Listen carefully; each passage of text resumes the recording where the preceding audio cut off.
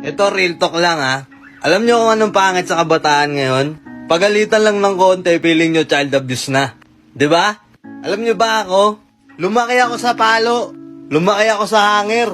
Lumaki ako sa tsinelas. Sa walis tambo, sa sinturon. Baka hindi nyo kayang bilangin kung ilang bandel ng hangir yung binali sa akin ng nanay ko. Pero hindi ko pinagsisihan na naging parte yun ng buhay ko. Alam nyo kung bakit? Kasi kami yung tipo ng mga kabataan na lumaking disiplinado. Kami rin yung tipo ng kabataan noon na mayroong respeto. Nakuha nyo? Yung ngayon wala Konting kibet, sumbong sa tropa, ayoko na. Yung iba, pinapatolpo pa. Tapos yung iba, maglalayas. Puta, kala mo, kaya na nilang mabuhay mag-isa. Tapos pag naubos na yung perang kinupit nila sa nanay at tatay nila, pag wala na silang pera, di ba babalik ulit sila? Nakuha nyo? Lumuhod na ba kayo sa munggo? Naranasan nyo na ba na merong nagliliyab na kandila sa ilalim ng siko nyo habang may hawak kayong libro? Siyempre hindi!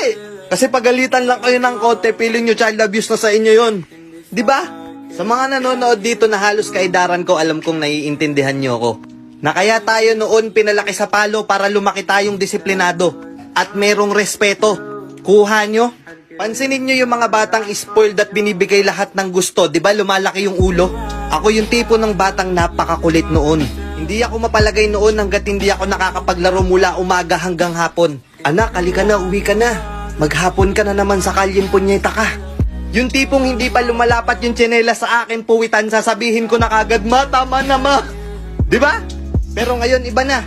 Yung mga bata ngayon feeling nila mas magaling pa sila. O di ba? Yung mga batang mas pinaniniwalaan pa nila yung kaibigan nila, pero pag napariwara sila, sisisihin nila yung magulang nila. Diba? Kung ikaw yung batang spoiled at laki sa layaw, para sa'yo to.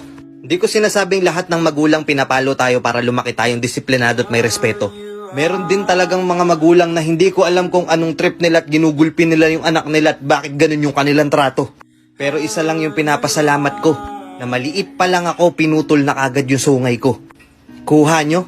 Na kahit naligo ako sa bugbog at palo, mahal na mahal ko pa rin yung magulang ko. Nakarelate ka pa dito? Gawin nating storya ang buhay mo.